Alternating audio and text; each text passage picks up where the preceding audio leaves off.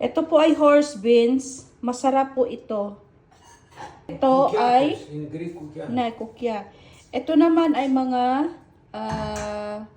green onions at saka dill. Dill po ito nasa ilalim, dill. Το τηλέφωνο. No, it's okay.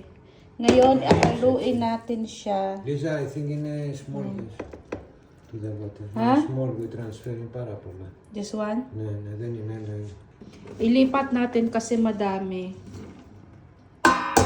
Ito masarap po ito siya pag may lemon. Sa English po ito ay horse beans. Sa Greek naman ay kukya. So ilalagay natin to, halu-haluin natin yan.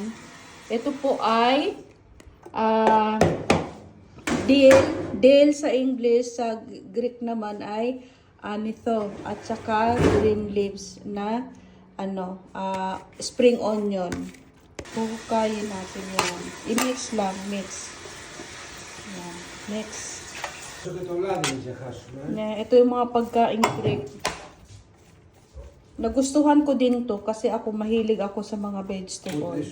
Lagyan natin siya ng olive oil. We put again Damihan when we siya mix. ng When we olive mix. oil. Lagyan din natin ng pepper powder. Yan. Pepper powder.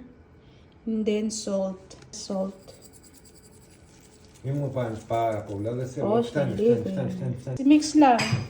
Tapos, i-oven siya ng 1 hour, more than 1 hour, hanggang sa lumambot siya. Tapos, pag luto na siya, lalagyan siya ng lemon. Sarap na. Oo, masarap po talaga ito.